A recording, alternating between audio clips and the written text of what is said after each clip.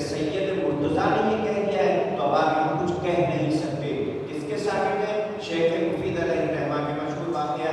کہ ان کی والدہ جن ان کا نام بھی فاطمہ تھا اور وہ امام موسیٰ کاظم علیہ السلام کی 7ویں پشت سے سیدانی کی سیدہ تھی. آپ سامرہ کاظمین زیارت کے لیے ضرور گئے ہوں گے, نہیں گئے ہیں تو مولا آپ کو کاظمین کی زیارت نصیب فرمائے. وہیں پر سید مرتضیٰ کی قبر مطہر بھی ہے, شیخ مفید کی قبر وہیں پر ہے. امام محمد تقی اور امام علی حسن عسکری علیہ السلام کا جہاں روضہ مبارک ہے وہاں پر امام موسیٰ کاظم اور امام محمد تقی کاظمین میں. اب آئیے جلدی میں ادھر ادھر نہ بھٹک جاؤں گا. شیخ مفید کون ہے؟ جو بہت بڑے مجتہد تھے اپنے زمانے میں, جن کو زمانے کے امام نے خط لکھا تھا اور اس میں اپنا بھائی کہہ کے مخاطب کیا. مجتہد مراجع جو سلسلہ ہے یہ زنجیروں کی کڑیوں تک سلسلہ اس زمانے سے غیبت امام سے آج تک چل رہا ہے اور ٹوٹنے کے لیے تیار نہیں ہے. دشمن اسی کو تو توڑنا چاہتا ہے. وہ سمجھتا ہے کہ ایک کو مار دیں گے تو پیچھے کوئی نہیں ہے. یہ دنیاوی سیاسی لیڈر نہیں سمجھو, اس لیے کہ مجتہدین ایک مجتہد نہیں ہے. نجف اشرف میں ہزاروں مجتہد ہیں, قم مقدس میں ہزاروں مجتہد ہیں. ایک جاتا ہے 10 اس کی جگہ آ جاتے ہیں, وہ جاتا ہے تو ایک سلسلہ ہے. یہ اب سے نہیں ہے, غیبت کبریٰ امام زمانہ علیہ السلام سے سلسلہ چل رہا ہے. اس لیے کہ یہ قوم اصل وارث زمانے کا امام ہے جو مرتا ہے غیب میں ہے, لیکن جو ظاہر میں ہمارے سرپرست ہیں فقہ کے, دین کے, شریعت کے, وہ مراجع اور مجتہدین نے چھوڑ دی اس چیز کو. سید مرتضیٰ اتنے بڑے عالم, سید رضی دونوں بھائی ہیں. ان کی والدہ ان کو پڑھانے کے لیے شیخ مفید کے پاس آئی. 3 اور 4 سال ہو رہے ہیں, 4 یا 5 سال. شیخ مفید نے خواب دیکھا نماز شب کے بعد کہ بی بی فاطمہ تشریف لائی ہیں اور 2 بچوں یعنی حسن و حسین کو ساتھ لائی ہیں, اور شیخ مفید سے کہہ رہی ہے اے مفید میرے ان بیٹوں کو پڑھاؤ. شیخ مفید نے خواب دیکھ تو لیا, ہڑبڑا کے گھبرا کے اٹھ کے پریشان ہو گئے. کہاں شہزادی کائنات کی, کہاں جنت کے جوانوں کے سردار, کہاں کائنات کی مالکن فاطمہ زہرا, کہاں ان کے بیٹے, اور کہاں میں ادنا, میں کیسے شہزاد حسن و حسین کو پڑھاؤں جو بچے جھولے میں لیٹ کر لوح محفوظ کو پڑھ لیتے ہوں. میری اوقات کیا ہے؟ تو یہ خواب دیکھا, پریشان تھے. محراب مسجد گئے, نماز فجر پڑھی اور پڑھنے کے بعد محراب میں بیٹھے ہوئے تھے اور اپنے خواب کے بارے میں تعبیر تلاش کر رہے تھے. آخر ہوا تو کیا ہوا, یہ کیسا عجیب میں نے خواب دیکھا, عجیب خواب دیکھا. خواب کا اعتبار ہے مذہب اہل بیت میں, خواب کی حیثیت ہے قرآن مجید میں. حضرت یوسف کا خواب ہے, ایسے بہت ساری باتیں چھوڑ دیجیے. اس کے بعد شیخ مفید بیٹھے محراب میں, خواب کی تعبیر کے لیے پریشان ہیں. کچھ دیر کے بعد دیکھا کہ بالکل ویسے ہی جیسے خواب دیکھا تھا, سر سے لے کے پاؤں تک ایک معظمہ سیاہ چادر میں ملبوس, ایران کی عورتوں کا لباس آپ نے چادر حجاب دیکھا ہے, اور ایران کی بالکل ویسے ہی ذہن میں کوئی نہ ہے. پاکستان کی وہ چتریاں ذہن میں نہ آنے پائے جو ہمارے یہاں حجاب اور ماحول ہے. یا انہوں نے دیکھا پریشان, دیکھتے رہے. اب شیخ مفید جیسا نائب امام اور مجتہد اور مرجع حیران تھا, آیا میں دوبارہ خواب دیکھ رہا ہوں یا اس کی تعبیر میرے سامنے چلی آ رہی ہے. یہ کیفیت تھی شیخ مفید کی. گھبرائے ہوئے تھے, اور اس کے بعد دیکھا کہ 2 بچے ساتھ میں آئے, قریب آئی سیدانی. شیخ مفید کھڑے ہو گئے.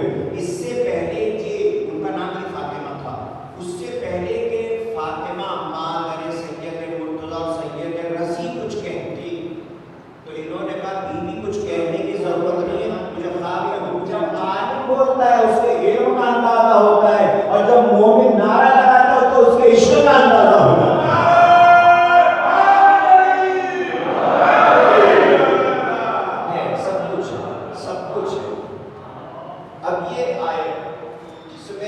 پروردگار عالم ارشاد فرماتا ہے کہ کعبہ ہدایت کرتا ہے. شاید یہ تشریح سنی ہو, مثال سنی ہو, لیکن میں بھی اپنے موضوع سے متعلق ہوتے ہوئے مختصر سی تشریح کروں گا. اگر سنی ہے تو دوبارہ سن لیجیے, اس لیے کہ مقرر سننا ثواب ہی ہے, وقت کا ضیاع تو ہے نہیں. ہمارے بعض لوگ کہتے ہیں جی فلاں چیز تو بہت مسائل ہے, کربلا ہم ہر سال وہی سنتے ہیں, بھائی ایک ہی کربلا ہوئی, بار بار کون کہاں سے پڑھے گا. تو کب پرانا ہوتا ہے, کہتے ہیں نا پرانا ہو گیا, تو پرانا تو قرآن بھی ہو گیا, پرانا ہو گیا, کربلا پرانی ہو گئی تو پرانی تو خانہ کعبہ بھی ہو گیا.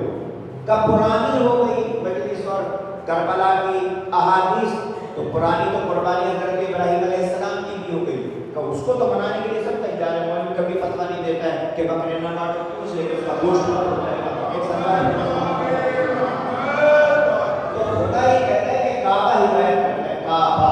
اچھا پھر اگلی آیت میں قرآن یہ ہے فیہ آیات بینات، کہ اس میں کعبے میں اللہ کی واضح نشانیاں ہیں. مقام ابراہیم بھی ہے، وہ ام القریٰ کہا جاتا ہے. توجہ ہے، ام کہتے ہیں ماں کو، قریٰ کہتے ہیں قریہ، قریہ کہتے ہیں آبادی کو، آبادیوں کی ماں. کس کو کہا جاتا ہے؟ مکے کی سرزمین کو. آپ عمرے پر جائیں، حج پر جائیں تو وہاں پر بہت ساری جگہ آپ کو یہ استعارہ ملے گا. ام القریٰ، قریے کی ماں، آبادی کی ماں، یعنی پہلی آبادی، پہلا گھر مکے میں بنا ہے. اس کو ام القریٰ کہا جاتا ہے. یہی وجہ ہے کہ جب مومن کے پاس اس کے اندر ایک جذبہ ہے، اس کے اندر ایک عشق ہے، پیسے ہوتے اس کا دل چاہتا میں عمرے پہ بھی جاؤں، اس کا دل چاہتا میں حج پہ بھی جاؤں، پیسے نہیں مجبور ہے اس لیے نہیں جاتا ہے، لیکن عشق تو ہے. توجہ کر رہے ہیں آپ، عشق تو ہے اس لیے وہاں کھنچتا ہے. کیوں کھنچتا ہے؟ کیونکہ یہ ام القریٰ ہے، یہ آبادی کی ماں ہے. جیسے انسان ماں کی طرف کھنچتا ہے، اسی طرح مکے کی طرف کھنچتا ہے. ارے جب جنت سے پتھر آئے اس کو چومنے کی اتنی طرف ہے، اور جب جنت کے جوانوں کی قبر روضہ ہے اس کو چومنے کی تمہیں طرف کیوں نہیں ہے؟ وہ تو جنت کے مالک ہیں، وہ تو جنت کے جوانوں کے سردار ہیں. کعبہ کعبہ کعبہ کعبہ، یہ کعبہ ہدایت کرتا ہے. حضرت ابراہیم علیہ السلام اپنی زوجہ جناب ہاجرہ کو لائے اور حضرت اسماعیل کو لائے، یہاں چھوڑا. حکم یہ تھا کہ وہ اتارو واپس ہو جاؤ، رکنا نہیں ہے. بیابان میں اور جب وہاں چھوڑا تو قرآن نقل کرتا ہے رب انی اسکنت من ذریتی بواد غیر ذی زرع. قرآن کیا ہے؟ اے پروردگار میں اپنی ذریت میں سے کچھ کو یہاں چھوڑ کے جا رہا ہوں، اور یہ جگہ کیسی ہے؟ بالکل بے آب ہو گیا. بواد غیر ذی زرع، یہاں پر جو کاشتکاری نہیں ہوتی ہے. اندا بیت المحرم، توجہ کیجیے گا، اندا بیت المحرم، ایک ہوتا ہے اندا، ایک ہوتا ہے فی. عربی میں اندا اور فی میں فرق ہے. اندا مانے پاس، اندا مانے پاس. یہ تکیہ میرے پاس ہے، میں تکیے کے پاس ہوں، اور کر رہے ہیں لیکن میں ممبر میں ہوں. اندا میں یہاں پر اندا سری، میں اس تخت کے پاس ہوں، لیکن میں فی المنبر، میں منبر میں ہوں. تو ایک ہوتا ہے قریب، ایک ہوتا ہے اندر. ابراہیم کہہ رہے پروردگارا میں اپنی ذریت کو تیرے کعبے کے پاس چھوڑ کے جا رہا ہوں. میں کہوں گا ابراہیم دیوان تو نہیں ہے اس وقت تو میدان ہے.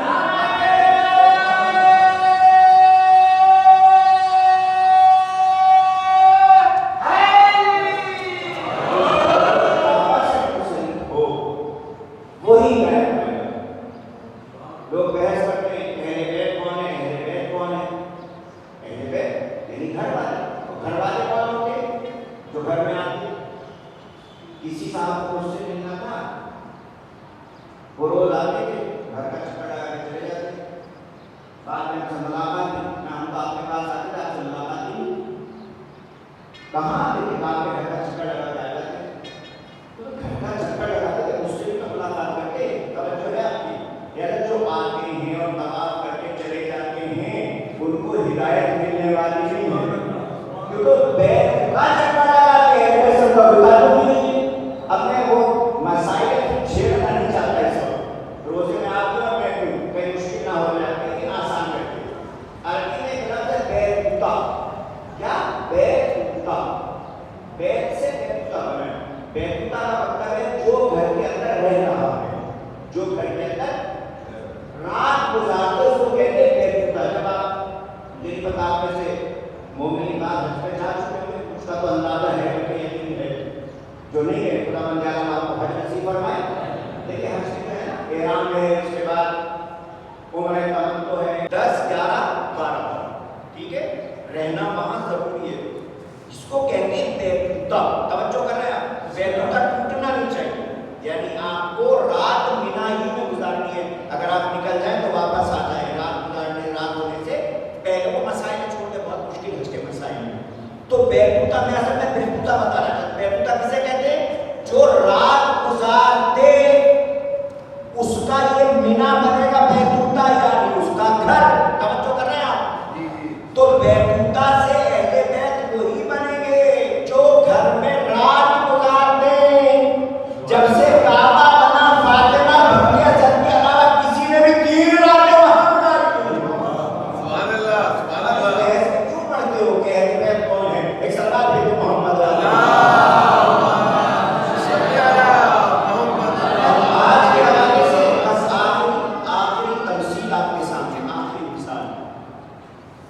मौला कायनात नहजुल बलागा में इरशाद फरमाते हैं कि मेरी मिसाल इस कायनात में ऐसी है जैसी कायनात जैसे चक्की की कीली।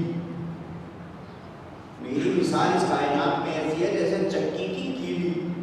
पता नहीं बच्चों को तो चक्की वक्की पता ही, तो बनी बनाई रोटी डबल रोटी खाने वाले, लेकिन बुजुर्गों को पता है कि चक्की जो होती है उसमें बीच में कील होती है, नीचे वाला जो पत्थर होता है वो फिक्स होता है और ऊपर वाला पत्थर जो है वो कील पर लटका होता है, तो उसको घुमाता है और बीच में सुराख होता है, उसमें कोई भी गंदम वगैरह जो डाले वो पिसता रहता है और आटा चारों तरफ गिरता रहता है।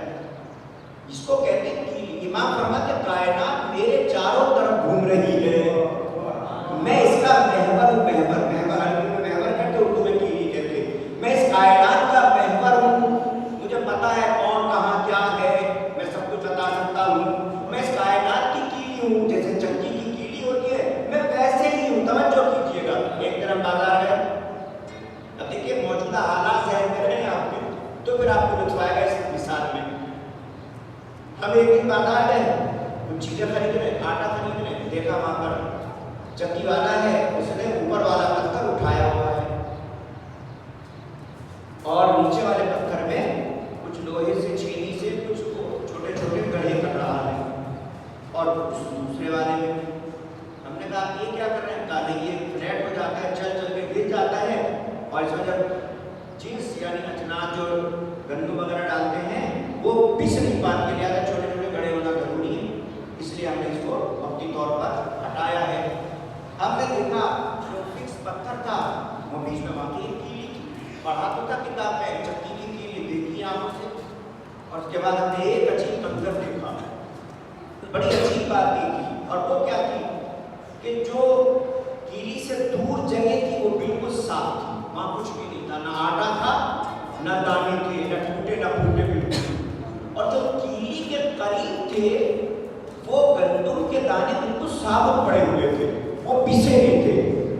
पता नहीं बातें हो रही है, वो दाने बिल्कुल साबुत थे। हमने पूछा कि जनाब ये क्या मान रहे, आप तो बैठे में आटा पिसता है, ये दाने क्यों नहीं पिसे, ये तो साबुत है। तो चक्की वाले ने बुजुर्ग थे, उन्होंने कहा कि बात ये मैं आपको समझाऊं, जब दाने बीच में अंदर डाले जाते हैं सेंटर में, जो दाने चक्की से दूर होते रहते हैं वो पिसते रहते हैं, जो कीली से महवर से दूर होते रहते हैं वो दाने पिसते रहते हैं, जो कीली से लिपटे रहते हैं उनको चक्की पीस नहीं पाती। अब आप समझे मौजूदा हालात में सूरत हाल क्या है। लोग कहते हैं इनको इतना मारो खत्म ही नहीं होते। हम अली के दामन से कीली से लिपटे हुए हैं, दुनिया हमें पीसना चाहती है, हम खत्म होने को तैयार नहीं हैं।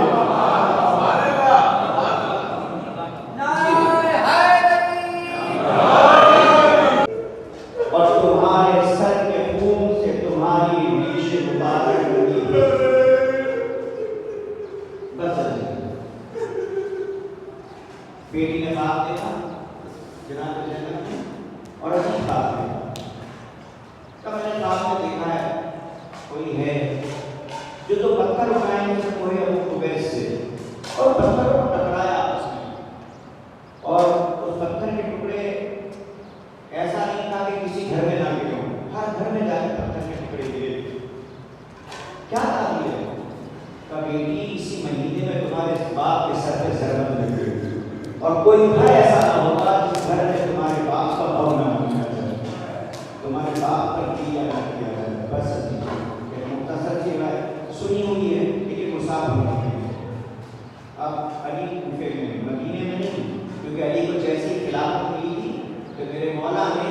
اس شورش کو دبانے کے لیے امام نے مدینہ چھوڑا، بیت امام کی مدینے ہی میں ان کی کوفے میں رہائش کیا تھی، اور اس کے فوراً بعد جگہ جمل ہوئی تھی، کیونکہ اس کی تعلیم ہے بچوں کو پڑھنا چاہیے، سننا چاہیے۔ امام کوفے میں ہیں، امام کے بیٹے کوفے میں، امام کی بیٹیاں کوفے میں، امام کے داماد کوفے میں، اور امام کا طریقہ یہ ہے کہ امام کیونکہ امام عادل ہے، ایک بیٹے کے گھر میں روزہ افطار کرتے ہیں، ایک بیٹے کے ایک بیٹی کے ایک بیٹی۔ آج 18 رمضان میرا مولا افطاری کا دن تھا، بیٹی ہوئے کلثوم کے گھر میں نماز مغرب ہے، مسجد کوفہ میں پڑھی، مسجد کوفہ کے قریب ہی مولا کا گھر ہے، آپ نے دیکھا ہوگا، انشاءاللہ زیارت کریں گے۔ امام مسجد کوفہ سے نکلے، بیٹی کے گھر میں گئے، بیٹی نے دسترخوان سجایا، ہمارے دسترخوان میں انواع و اقسام کی چیزیں ہوئی، لیکن وہ جو کائنات کے لیے نمونہ ہے، بیٹی نے تھوڑا سا پسا ہوا نمک رکھا، ایک پیالہ دودھ رکھا اور 2 روٹیاں امام کے سامنے رکھی۔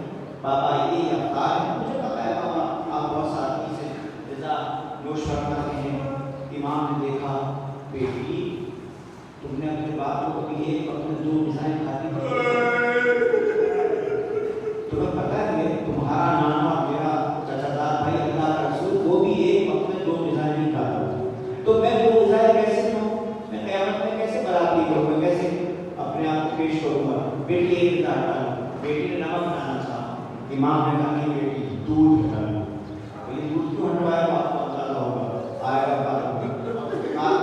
اس کے بعد چکا کیا ہے، امام نے نمک سے روٹی سے روزہ افطار کیا، اور اس کے بعد میرا مولا کچھ دیر آرام کیا، اور آرام کرنے کے بعد علی کا طریقہ یہ تھا کہ میرا مولا نماز شب دعائیں یا تلاوت قرآن کرتے جاتے تھے، مگر آج عجیب بے چینی تھی، علی بار بار سہنے کھانا میں آتے تھے، آسمان کو دیکھتے تھے، آواز دیتے تھے، ہاں آج کچھ دنیا کا رنگ بدلا ہوا ہے، آج آسمان کا کچھ رنگ بدلا ہوا ہے، ہاں ہاں خدا کی قسم یہ وہی رات ہے، یہ وہی رات ہے جس رات کی خبر مجھے اللہ کا رسول دے کر گیا ہے۔ اور بار بار بیٹی کے بھی بابا میں نے کبھی اتنا پریشان اتنا بے چین آپ کو کبھی نہیں دیکھا ہے۔ ہاں بیٹی آج مجھے کائنات کی بادشاہ کے دربار میں حاضری ہے، علی اس لیے بار بار اندر و باہر شہر خانہ میں آ رہا ہے،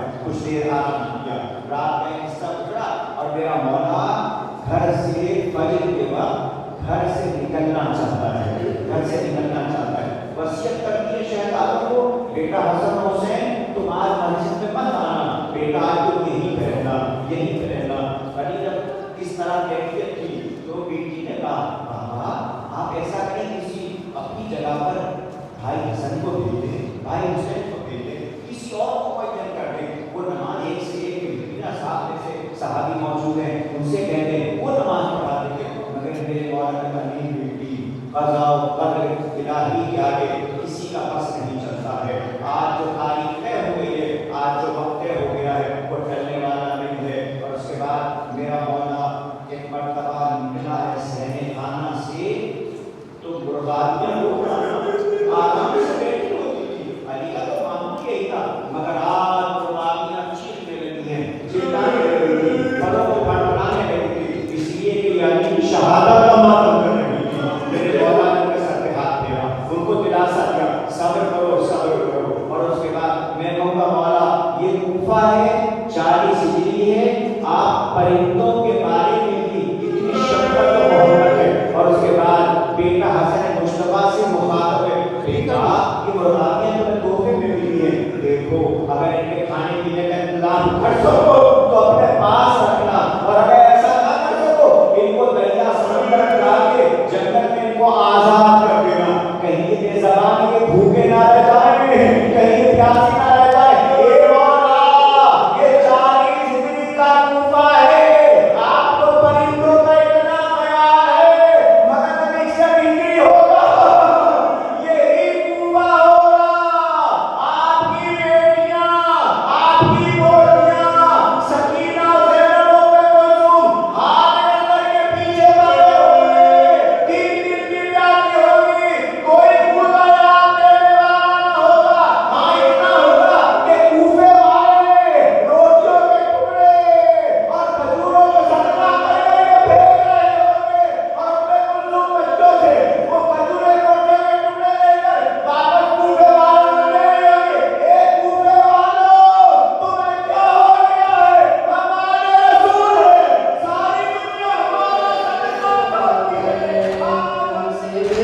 Hare